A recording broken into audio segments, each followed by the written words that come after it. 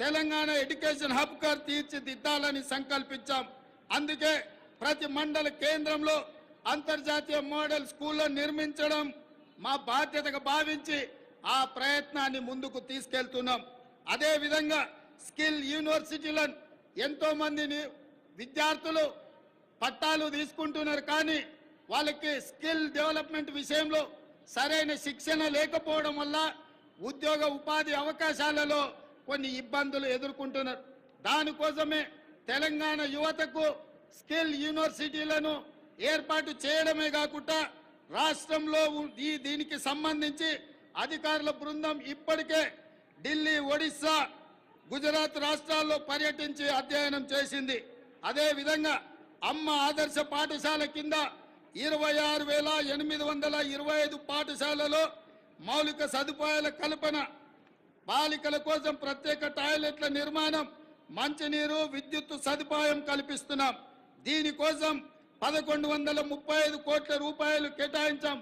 ఇదే కాకుండా skill development విషయంలో రాష్ట్రంలో 65 ఐటీఐలు ఉంటే ఈ 65 ఐటీఐలను టాటా సంస్థతో ఒప్పందం చేసుకొని వాటిని అభివృద్ధి చేసి వాళ్ళకు శిక్షణ ఇచ్చి ఉద్యోగ ఉపాధి అవకాశాలు కల్పించే విధంగా టాటా సంస్థతో మా ప్రభుత్వం ఒప్పందం చేసుకొని నిరుద్యోగ యువకులకు ఉద్యోగ ఉపాధి అవకాశాలు కల్పించాలని ఈనాడు మా ప్రభుత్వము కృత నిశ్చయంతో ఉన్నది. అదే విధంగా మిత్రులారా, తెలంగాణ సమాజం అంటేనే వ్యవసాయం.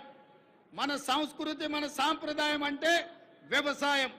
ఈ వ్యవసాయానికి రైతును రాజును చేయడమే మా సంకల్పం. అందుకోసమే మా ప్రభుత్వం రైతు బాగుంటే రాష్ట్రం పచ్చగా ఉంటుందని విశ్వసించే ప్రభుత్వం. గతంలో రైతుకు ఉచిత విద్యుత్ రుణమాఫీ చేసిన చరిత్ర కాంగ్రెస్ పార్టీది, మా ప్రభుత్వానిది. ఈ ట్రాక్ రికార్డును ప్రజాప్రభుత్వం కొనసాగిస్తుంది. రైతుకు ఆర్థిక సాయం పథకంలో భాగంగా 69 లక్షల మందికి చెప్పిన మాట ప్రకారం 7,500 కోట్ల రూపాయలు వారి ఖాతాలో జమ చేసి ప్రతి రైతుకు రైతు భరోసా పథకంలో నిధులను విడుదల చేయడం జరిగింది.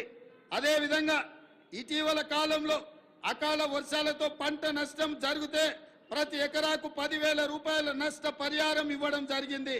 ధాన్య సేకరణ విషయంలో కూడా ఈరోజు 7,245 ధాన్య సేకరణ కేంద్రాలను ఏర్పాటు చేసి తండాలలో, గూడాలలో, మారుమూల పల్లెల్లో రైతులు పండించిన పంటను అక్కడే ధాన్య సేకరణ కేంద్రాలను ఏర్పాటు చేసి ఆ ధాన్యాన్ని సేకరించి తుట్టి, తాలు, తరుగు పేరు మీద తుట్టి తీయకుండా ప్రభుత్వం కఠినమైన చర్యలు తీసుకుంది.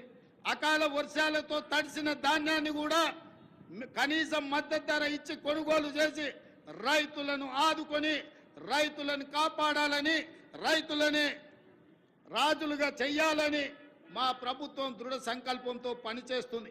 ఇదే కాదు, ధరణి విషయంలో కూడా చాలా సమస్యలు, లక్షలాది సమస్యలు మా దృష్టికి వచ్చినాయి. వాటిని పరిష్కరించడానికి ధరణి విషయంలో కూడా ఒక కమిటీని ఏర్పాటు చేసి ప్రతి సమస్యను పరిష్కరించి ధరణిలో జరిగిన లోపాలను సరిదిద్ది ప్రతి రైతుకు, ప్రతి వాడికి మేలు జరిగే విధంగా ధరణి ప్రక్షాళన కార్యక్రమాన్ని మా ప్రభుత్వం తీసుకొని ముందుకు వెళ్తుంది.